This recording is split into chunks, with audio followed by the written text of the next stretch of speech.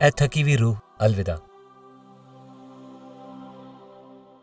آپ کی پوری زندگی اللہ تعالیٰ اور عالم غیب سے صرف ایک مختصر لمحہ دور رہی۔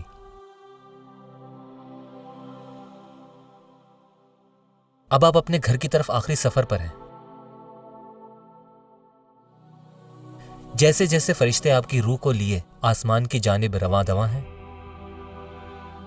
اس زمین پر آپ کا خاندان آپ کے جسم کو تدفین کے لیے تیار کر رہا ہے۔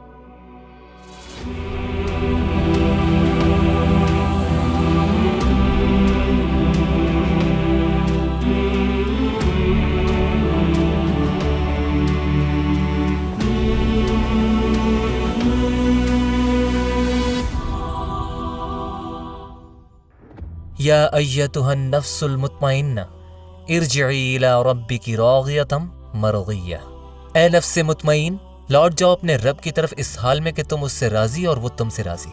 ہم اللہ تعالیٰ کے قوانین پر راضی ہیں اور اللہ سبحانہ و تعالیٰ کی قدر پر رضامند ہیں۔ رضینا باللہ ربا وبالاسلام دینا وبمحمد صلی اللہ علیہ وسلم نبیا، ہم اللہ تعالیٰ کی ذات پر راضی ہوئے اور ہمارا دین اسلام ہے اور ایمان رکھتے ہیں کہ محمد صلی اللہ علیہ وسلم ہمارے نبی ہیں۔ کیا آپ اللہ تعالیٰ کو اپنا رب مان کر راضی ہیں؟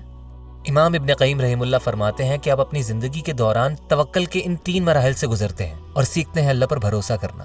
سب سے پہلے آپ اللہ پر بھروسہ کرنا اس طرح سیکھتے ہیں جیسے کوئی اپنے کارگزار پر، جہاں آپ بھی صاحب اختیار ہونا چاہتے ہیں اور اپنے کارگزار کی حرکت پر سوال کرتے ہیں۔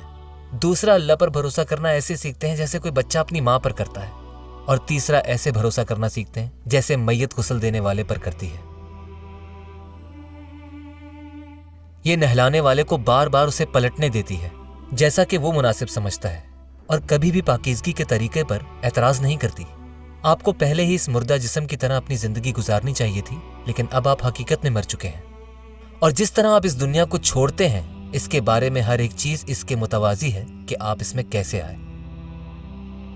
جب آپ پیدا ہوئے تو آپ مکمل طور پر اپنے گھر والوں پر منحصر تھے، اور آپ کو اپنے گھر والوں کی ضرورت تھی کہ وہ آپ کو نہلائیں، آپ کو کپڑے پہنائیں اور آپ کو اپنے پالنے میں رکھیں۔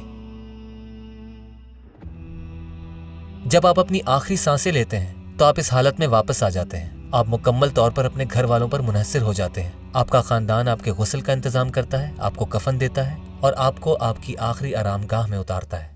جیسے ہی آپ کی روح غیب کے عجائبات کا مشاہدہ کرنا شروع کرتی ہے، وہ زمین پر اپنے وقت کے آخری لمحات کا بھی مشاہدہ کرتی ہے۔ نبی کریم صلی اللہ علیہ وسلم نے فرمایا کہ میت کو اس وقت تکلیف پہنچتی ہے جب ان کے اہل خانہ ان پر ماتم کرتے ہیں، اور یہی وجہ ہے کہ اسلام میں اس عمل کو حرام قرار دیا گیا ہے۔ پوری طرح نہیں، لیکن مردہ کو اپنے ارد گرد کے لوگوں کا احساس ہوتا ہے۔ ایک روایت میں ہے، اگرچہ اس کے سلسلے میں کچھ کمزوری ہے، ان المیت یعرف من یحمنہ ومن یرسلہ ومن یدلیہ فی قبری، کہ بے شک میت اسے کندھا دینے والے لوگوں کو، اسے نہلانے والوں کو اور اسے قبر میں اتارنے والوں کو پہچانتی ہے۔ اور بعض علماء ذکر کرتے ہیں کہ ایک فرشتہ آپ کے جنازے کی نگہبانی کرتا ہے، اسی طرح جیسے آپ کی پیدائش پر کی گئی تھی۔ عامر بن دیار رحمہ اللہ فرماتے ہیں، ما من میت یموت الا وروحہ فی ید ملک ینظر الی جسدہ کیف یغسل وکیف یکفن وکیف یمشی بہ فیجلس فی قبرہ۔ کسی شخص کی موت نہیں ہوتی سوائے اس کے کہ اس کی روح فرشتوں کے ہاتھوں میں ہو، جو اس کے جسم کا جائزہ لیتا ہے کہ اسے کیسے غسل دیا گیا، کس طرح کفن دیا گیا، کس طرح کندھا دیا گیا، پھر قبر میں داخل ہو کر اس کا یقین کرتا ہے کہ اسے صحیح طرح دفن کیا گیا۔ اور امام ابو الحسن القابسی رحمہ اللہ روایات کو جوڑتے ہیں آسمان کی طرف بلند ہونے والی روح کی، جو ابھی بھی ان معاملات کا مشاہدہ کر رہی ہے جو زمین پر ہو رہے ہیں۔ وہ کہتے ہیں، نیک روحیں جب اللہ کے پاس پہنچیں گی تو ان سے کہا جائے گا، جاؤ اور جنت میں جا کر اپنا مقام دیکھو، اور اس طرح وہ جنت میں اس وقت تک سفر کریں گے جتنا ان کے جسم کو غسل دینے میں وقت لگے گا، اور پھر اگر آپ واقعی صالحین میں سے ہوں تو شاید آپ اس وقت تک جنت کا مشاہدہ کریں جب تک آپ کو غسل دیا جا رہا ہوگا، جو کہ غسل کی حکمتوں میں سے ایک حکمت ہے۔ جس طرح نبی صلی اللہ علیہ وسلم کے دل کو حضرت جبرائیل علیہ السلام نے اسراء والمعراج کے آسمانی سفر پر لے جانے سے پہلے دھویا تھا، تو اسی طرح جسم کا پاک کرنا ضروری ہے اس وقت جب روح جنت کا نظارہ کر رہی ہے۔ سو جتنا لمبا اور جتنا زیادہ غسل کرنے میں وقت لگے گا تو اتنا ہی وقت روح عالم غیب میں اس کے عجائبات کا مشاہدہ کرنے میں گزارے گی۔ اور پھر غسل اور تکفین مکمل ہونے کے بعد روح اس دنیا میں واپس آ جاتی ہے، اور اس وقت وہ جلد از جلد دفن ہونے کی خواہش کرتی ہے تاکہ وہ ایک بار پھر آزاد ہو کر برزخ کے عجائب سے لطف اندوز ہو سکے۔ نبی کریم صلی اللہ علیہ وسلم نے ارشاد فرمایا، جب جنازہ اٹھایا جاتا ہے اور مردہ اسے اپنے کندھوں پر اٹھاتے ہیں، اگر وہ نیک روح ہو تو کہتی ہے، قدمونی قدمونی، جلدی کرو جلدی کرو، مجھے جلدی لے کر چلو، میں اپنے نئے گھر سے لطف اندوز ہونا چاہتی ہوں۔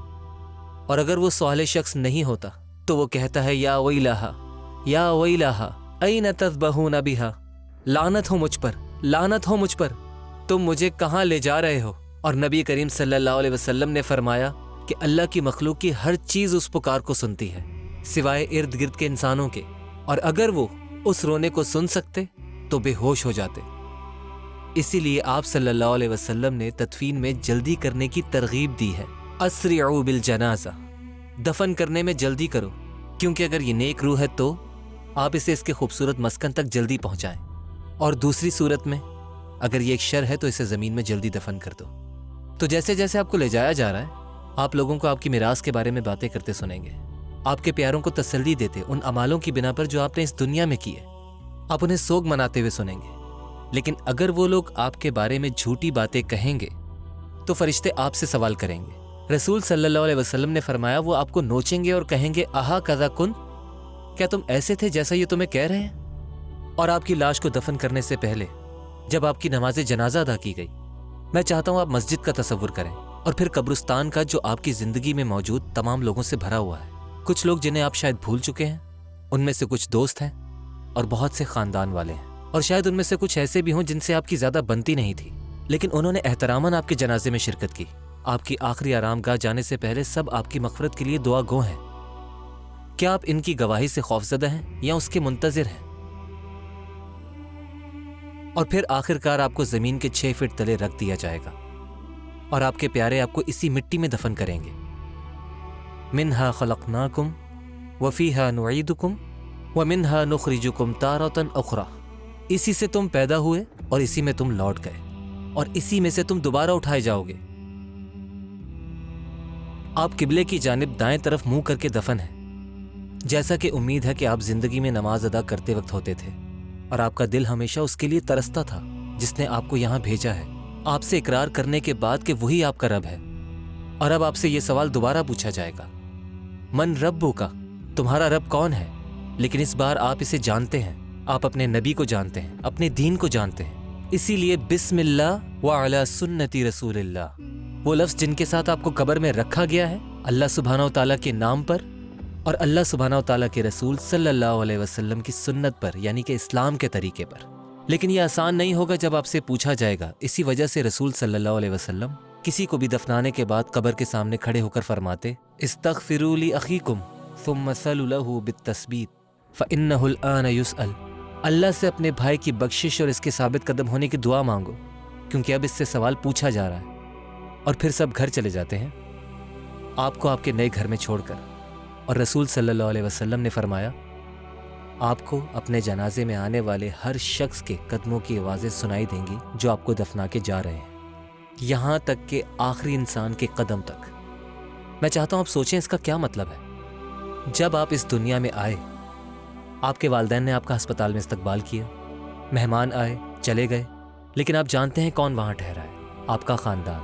اور اسی لیے عامر بن عاص رضی اللہ تعالیٰ عنہ نے اپنے بچوں سے فرمایا، جب میں مر جاؤں تو میری قبر سے جلدی دور مت جانا، اتنی دیر میرے پاس رہنا جتنا وقت ایک جانور کو قربان کرنے اور پھر اس کا گوشت تقسیم کرنے میں لگتا ہے۔ آخر کیوں کہا انہوں نے ایسا؟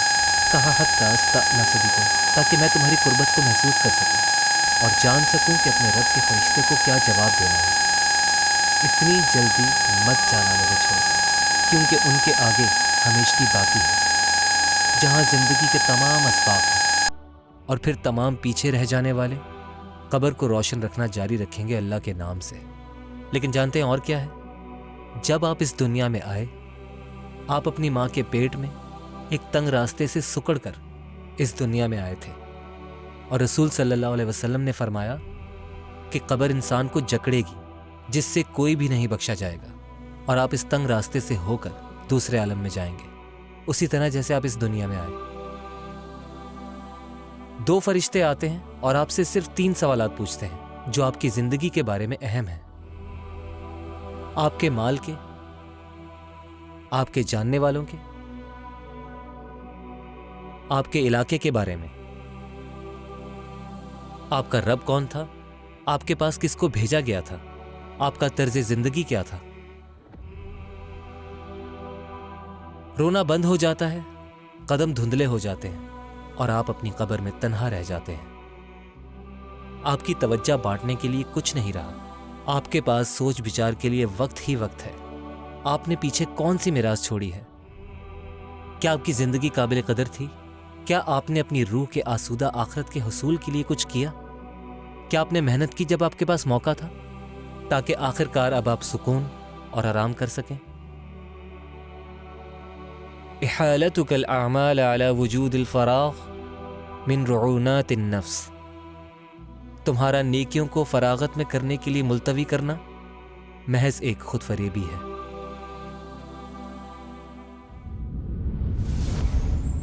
قل لن يصيبنا إلا ما كتب الله لنا هو مولانا وعلى الله فليتوكل المؤمنون۔